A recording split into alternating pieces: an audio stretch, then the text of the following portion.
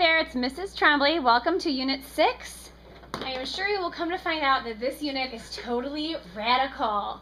You'll get my joke in just a few moments, I promise. And if not, I'll explain it to you like I normally have to explain my jokes. That's how you know they're good, when you have to explain them. Anyhow. Alright, part 1. I broke 6.1 up into 2 parts because it's a very meaty section. There's a lot of stuff here. So we're just going to talk about properties of square roots today and do a few examples, and we'll do some evaluating of radical expressions with our next lesson. Alright, so your job is going to be to simplify expressions that are in radical form, meaning there's a radical sign in it. An expression that contains a radical is in simplest form if. So you remember getting this list for an equation is linear if it fits all of these requirements? Same kind of thing. So an expression containing a radical is in simplest form if all 3 of these are true. If no number under the radical sign has a factor that's a perfect square, we've talked about those factors that are perfect squares already. So 25 is a perfect square because 5 times 5 is 25. 16 is a perfect square, 4 times 4, etc. So no number under the radical sign has a factor, a number you can multiply together to get anything that's in there. Also, no fraction is under a radical sign. You're not allowed to have a radical sign with a fraction underneath it. That's a no-no. Also, there is not a radical in the denominator. You are not allowed to have a radical sign in the denominator. You'll actually learn how to get rid of those much later on. But if you see it, just know for now, if there's a radical sign in the denominator, it's not simplest form. So I give you a little set of radical expressions here, and I want to know which ones are in simplest form and how you would know. So we're going to kind of go step by step with this. When you look at the first one, I have the square root of 12 over 5. And in looking at this, we can start with step 3, go bottom up, because the first one's a little bit harder to identify. Number 3 said no radicals in the denominator. Well, good, there's no radical in the denominator. For number 2, no fraction is under the radical sign. There's not a whole entire fraction underneath the radical sign. Why don't we take care of the one right now that is? Do you see this one right next door? Do you see how this entire fraction's underneath the radical sign? That means that this one is not in simplest form because it has a fraction under the radical sign. And also, look right next door to that. This one right here has a radical sign in the denominator. So right now I know that's not it. Alright, anyhow, back to this one here. So number 1 says no number under the radical sign has a factor that is a perfect square. Well, let's take a look at the number 12. Let's list some factors of 12. What are 2 numbers I can multiply to get 12? Well, I know I could take 12 times 1. I'm not even going to worry about the multiplying by 1s. Let's worry about the other ones. I could take 6 times 2, and that would give me 12, right? 6 is not a perfect square, neither is 2, so it's okay. I could also take, let's see, 4 times 3, couldn't I? Isn't 4 a perfect square? 4 is a perfect square. 2 times 2 is 4. So right here, this is not in simplest form because the number under the radical sign has a factor that has a perfect square. Okay. Move down over here. Okay, this one, there's not a radical sign in the denominator. There's not a fraction under the denominator. Let's take a look at the factors of 8. The factors of 8, well, I'm not going to worry about 8 times 1, I said, but 2 times 4, those are factors of 8, aren't they? 4 is a perfect square. So this one is not in simplest form. Oh my goodness, none of them. Let's take a look at this last one. Okay, in the last example here, there's not a radical sign in the denominator. There's not an entire fraction under the radical sign. Let's look at that number 3. The factors of 3 are just 3 and 1. That's it. And 3 isn't a perfect square, and we're not going to worry about the 1. Pulling a 1 out in front of this does not change the value of anything. So don't consider 1 this perfect square we're looking for, even though 1 times 1 is 1. So this one right here is simplest form. It's the only one. All the rest of them have something wrong with them. Alright, this is going to be important to you because basically it's going to be your job to simplify radical expressions. So you have to know when you're done. We all want to know when we're finished, right? You're finished when it meets all 3 of those requirements.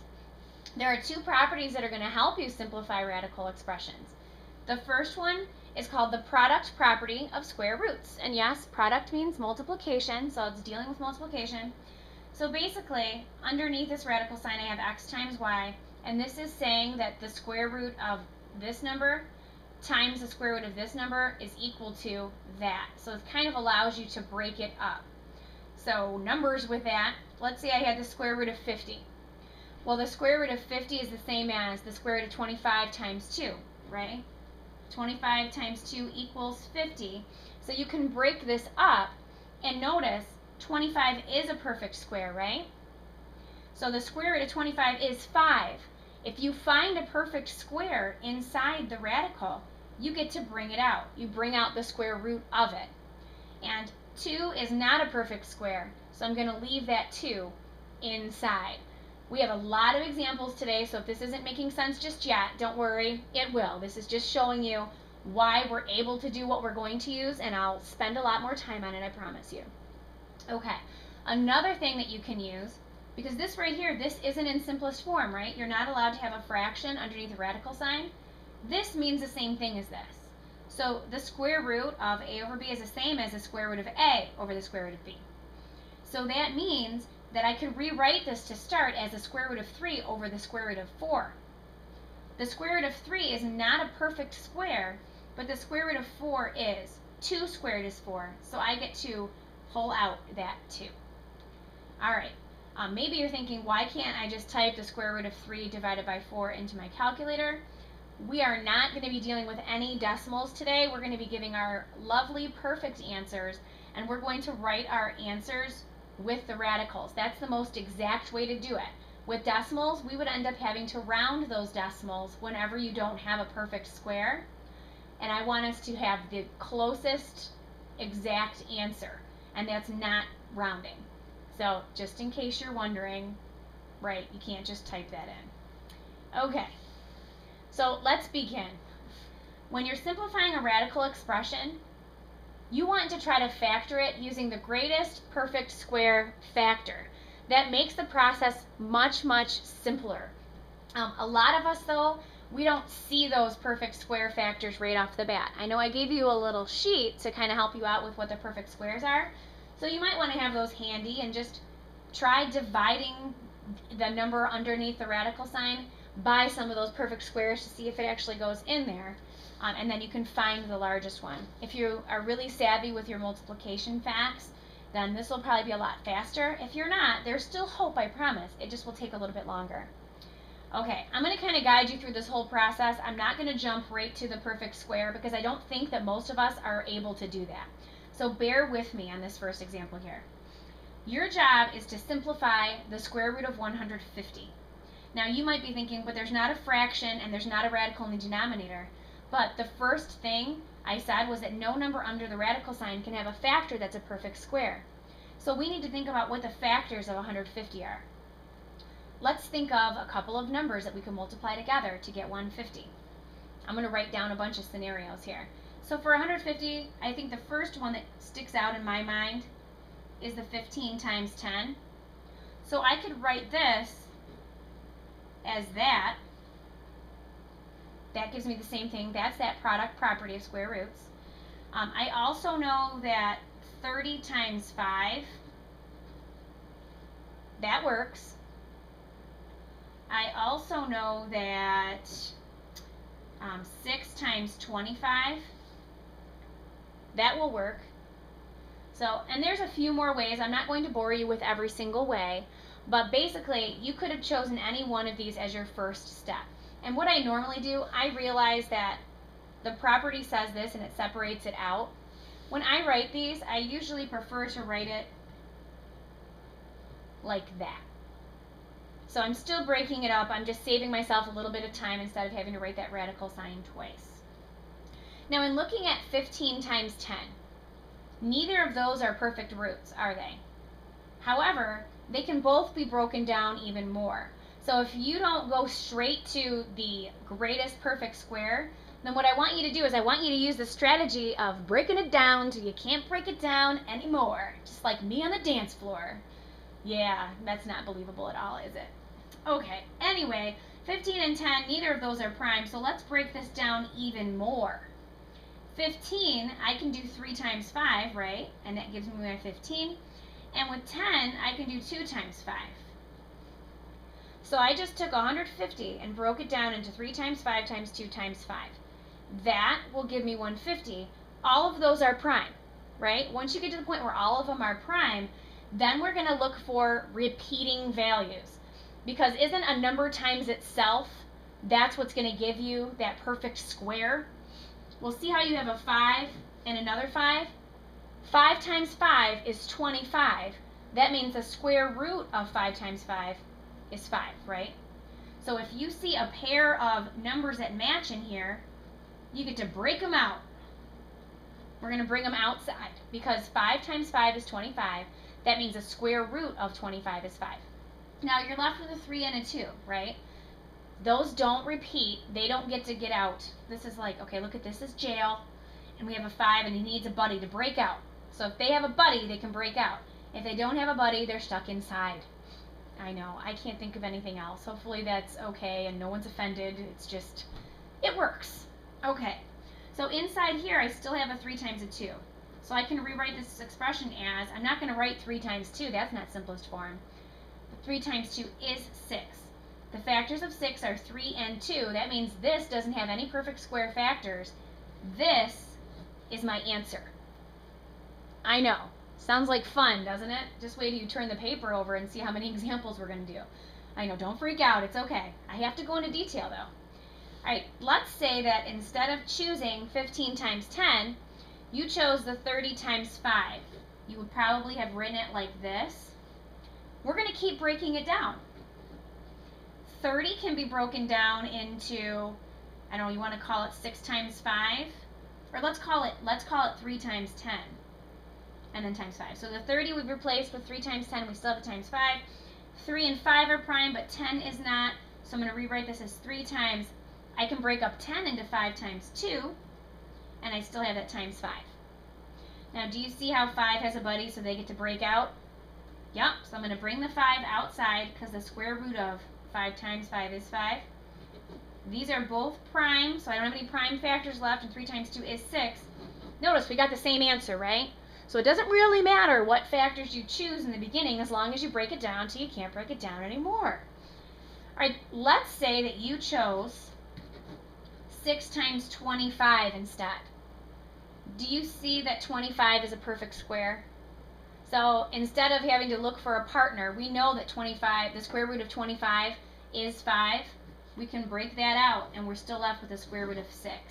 So this is what I mean by try to factor using the greatest perfect square factor, because if you can, you're going to end up saving yourself some steps. If you can't, don't stress about it. There's nothing wrong with using this method. I promise you, you'll get the same answer, right? We're still able to simplify those expressions. Do you see why I broke this down into just one little section? Imagine trying to do 2 parts to this. It's a lot. All right, turn the page, and now you can do a moan and groan. Oh, look at all these examples. But I really, really, really want to make sure that you know what you're doing. Right? Doesn't it feel good to know what you're doing? I know. It does. Believe me. Okay. So here I have the square root of 45. I know that it's not in a denominator. It's not in a fraction. But I need to make sure that 45 doesn't have any perfect square factors. When I look at 45, I don't know about you, but I see 9 times 5. Right? 9 is a perfect square. The square root of 9 is 3, right? 5 is already prime, so 5 stays inside there. So the square root of 45 in simplest form should be written 3 times the square root of 5. So we're pulling out that perfect square factor and leaving what remains inside. Now let's just say that you didn't pick 9 and 5. Let's say that you picked 15 times 3, because that's another way to get 45, right? Well, 3 is prime, but 15 is not. So now we'd have to break up 15 into 3 times 5, and I still have my times 3, right?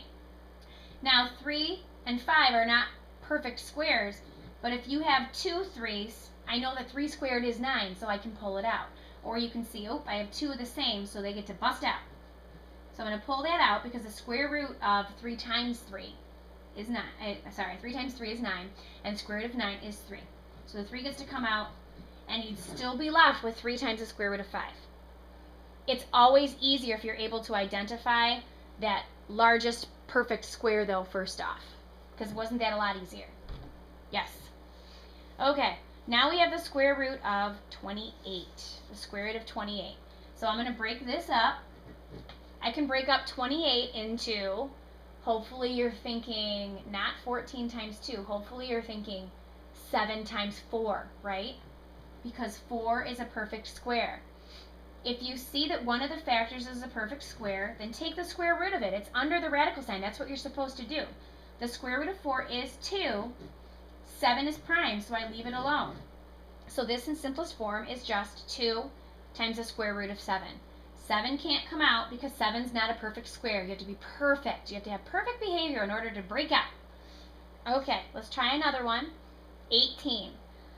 I'm going to do this one 2 different ways again. I'm hoping when you look at 18 that you see in your head 9 times 2, because that 9 is a perfect square, right? So if you chose 9 times 2, the square root of 9 is 3. 2 is prime. It stays inside. I'm guessing a lot of you know your multiplication facts, and you know that 6 times 3 is also 18. If you picked that, 3 is prime, but 6 is not. So you'd have to break that down some more when you don't see perfect squares in there. So 6 can be broken down as 2 times 3, and I still have that 3. So do you see how you have a repeating value here? That means it gets to break out. It's got the buddy. Or 3 times 3 is 9. 9 is a perfect square. So the square root of 9 is 3. So you'd break out that 3 and leave the 2 inside. So either way you solve it, you can still simplify it. Okay, this one looks a little bit different because there's just a little negative sign chilling outside. This just means the opposite of what's inside there. Okay, so it's the opposite of what's inside there. Now in looking at 80, I am guessing that the majority of us aren't going to see 5 times 16 is 80. I know most of us learned our facts up to 12, right? I did. I know it was back in the day, but we learned our multiplication facts up to 12. So I'm going to solve this one and pretend that I don't know that 16 times 5 is 80, all right? So I'm going to break this down. I'm going to keep that little negative sign out there. That means it's going to be the negative at the end. And I'm guessing you would pick 8 times 10. And we see neither of those are prime, and neither of them are perfect squares, so we're going to keep breaking it down. 8 breaks down into 4 times 2, and 10 breaks down into 5 times 2. Right? Okay, now with this one, there's a couple different ways to do this. First off, you could see that the 2's repeat, right? That means I have a perfect square here. 2 times 2 is 4, and the square root of 4 is 2. And maybe you notice there's a 4 here as well, right? Let's just take this one step at a time. Let's break the 2's out. So if you break out the 2's, right, because 2 times 2 is 4, and the square root of 4 is 2, then you'd have negative 2, and inside you'd still have 4 times 5, right? Okay, now I see 5 is prime, but 4 is a perfect square. The square root of 4 is 2.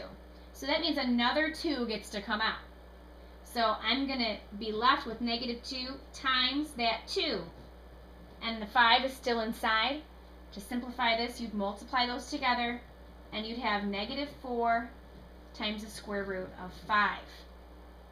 Now if we would have just known or used our list and tried dividing in, we could have said, oh, this is equal to the square root of 16 times 5. The square root of 16 is 4, so I have negative 4 square root of 5. That's what I mean by if you know your roots, it'll make things go a lot faster. It doesn't make it impossible if you don't know them, but it's still a lot easier. Okay, in looking at 192, we have the square root of 192. We need to break this one down.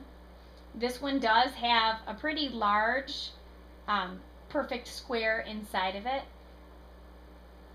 So what do you think? Maybe you could try on your calculator right now, and I know some perfect squares are 4, right? 4 is a perfect square.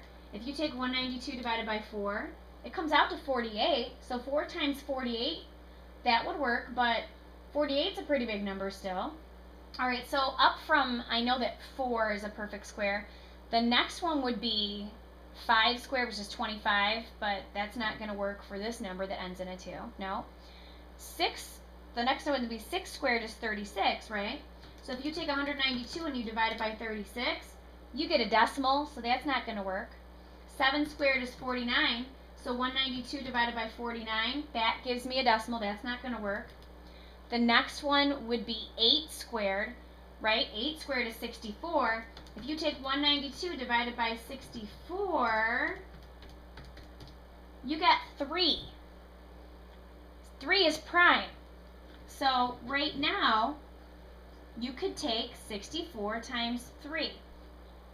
You could have also just divided 192 by 2 and took 190, or I'm sorry, and taken 2 and multiplied that by 96, but then you're going to be breaking it down for a long time. All I did was I took those perfect squares and I just went in order to see what divided into that, and I looked for the largest one. So now this makes it really easy. 3 is already prime. 64 is a perfect square. The square root of 64 is 8, so 8 gets to come out. I'm left with the square root of 3 inside. Now this is simplest form. All right, take a look at the next one. Okay, this one has a negative 5 out here. That just means that whatever perfect roots I find in here that I can pull out, I'm going to multiply by that negative 5. So it's no different than with that other problem where I had this negative 2 and I pulled another 2 out. It's the same kind of an idea here. Okay, so when we break this one down, I'm hoping that a perfect root does jump out at you. Isn't 100 a perfect square? Because 10 times 10 is 100. And 3 is prime, so I can get 300 by taking 100 times 3. 3 is prime, 100 is a perfect square. So the square root of 100 is 10. That means I would pull the 10 out, 3 would be left inside, and negative 5 times 10 is negative 50, so negative 50 times the square root of 3 would be left. Okay, these just come with practice, I know, and I've given us lots of opportunity to practice. So we're going to kind of shift gears a little bit here, and you see that these ones are not in simplest form because they're written as a fraction, right? A fraction underneath the radical sign. The first thing I would do with these is I would rewrite this as the square root of 11 over the square root of 49, and then solve those separately. So look at your numerator. Does 11 have any factors other than 11 and 1? Nope. So nothing's coming out of that one. I'm going to rewrite that as the square root of 11. Isn't 49 already a perfect square? It sure is. What's the square root of 49? It's 7. So I got rid of the radical sign because the square root of 49 equals 7. So there's not a radical sign in the denominator. And the factors of 11 don't contain any perfect squares, so that's simplest form. Okay, with the next one, same thing. I know this means the same thing as the square root of 23 over the square root of 9, right? 23 is already prime. Nothing's breaking out of there. This is a perfect square already. The square root of 9 is 3, so I can just write the square root of 23 over 3, and that would be simplest form. All right, take a look at the next one here. I have the square root of 27 over 100. We know that's not in perfect form here. It's not in simplest form because I have a fraction underneath the radical sign. Do you get my joke now about why I said this lesson was totally radical? Okay, good. Square root of 27 over the square root of 100. Okay, when I rewrite this, first off I see, hey, that's 100. The square root of 100, I know that, it's 10. But the square root of 27 is not a perfect square. I do know, however, that 9 times 3 is 27, right? 3 is prime, 9 is a perfect square. Perfect squares get to come out, right? Because 3 times 3 is 9. So the square root of 9 is 3. This is still left underneath it. It doesn't get to come out. And I still have that 10 on the bottom. So this would be the simplest form of that. Just remember, you can't have any perfect squares as factors of the number underneath. So you can't leave that 27 there because it has a perfect square factor of 9 that needs to come out. Just like my gallbladder. Ugh, I know. Sorry. Here we go. Square root of 120 over 121. So, can't have it written like this. I'm going to rewrite it like that. And again, I see, oh, Mrs. Tremblay was really nice and gave us at least one perfect square, right? Trying to help you out a little bit. So the square root of 121, I know that that is 11. The square root of 120, though, we're going to have to try to break that one down. So when you're breaking it down, when I look at this, I see 30 times 4 because I know 3 times 4 is 12. And I want to use 4 because 4 is a perfect square. So I'm going to start off with 30 times 4. Right? Now, the 4 can come out. So I'm going to bring that one out. 4 gets to come out. I have 2 times the square root of 30 over 11. Now, I'm not sure if we're done. Let's look at this 30 a little bit more. I can rewrite the square root of 30 as, I don't know, maybe you'll pick 10 times 3. And then I can rewrite 10 as 5 times 2 times 3. Do you see how those are all prime? None of them are a perfect square and there's no repeats. That means this 30 is good. It doesn't have any factors that are perfect squares. So that's done. We're good. Yay, we only have 2 left. Is it going a lot faster than you thought? I know. It's a long lesson. Imagine if we had to do the whole thing. Crazy. Again, there's a little negative sign out here. We're going to apply that to our answer at the end. So I'm going to put a negative sign in the middle and rewrite this as the square root of 8 over the square root of 144. 144 already is a perfect square, so I'm going to go ahead and I'm going to write that as the 12 that it is. And again, you might want to have your little chart out with your perfect squares, that sheet that we did or that you did in class. Have that out, looking at it for those perfect squares if you don't know them. And the sooner you memorize those from 1 to 20, the easier it will be for you. Okay, the square root of 8.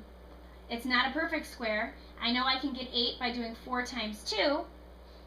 4 is a perfect square and 2 is prime. The square root of 4 is 2, right? This 2 doesn't get to come out. Only the 4 does, because 4 squared is 2. That 2 is still left over. Only partners can come out. This would be 2 times 2 times 2. Only you and one other person get to break out together, not 3. And I still have this over 12. This might look like simplest form. It's really not. It's not simplest form, because don't 2 and 12 have a common factor of 2. Don't do anything with this root. That's inside. That's separate. This is 2 times that. So we're going to take the 2 and the 12 and simplify that. 2 goes into 2 one time, right? So you might say, I'm guessing you would say 1 times the square root of 2, and 2 goes into 12 6 times. You don't really need a 1 there. When you say 1 times something, isn't it that other something? So 1 times the square root of 2 is the square root of 2. So this is what I'm left with. I can't now change this to 1/3 because this doesn't mean 2. This means whatever the square root of 2 is. And the square root of 2 and 6 don't actually have common factors. Okay, so you can't simplify underneath that sign because of that reason. And see this little negative sign up here? Bring it down. Bring it down, down. Oh yeah, never mind, Justin Bieber week's over. Had to slip that in there. Okay, last one. Again, we have this negative sign in front of that, right? So bring it over. I'm taking the square root of 88 over the square root of 11. Okay, so, this kind of stinks, doesn't it?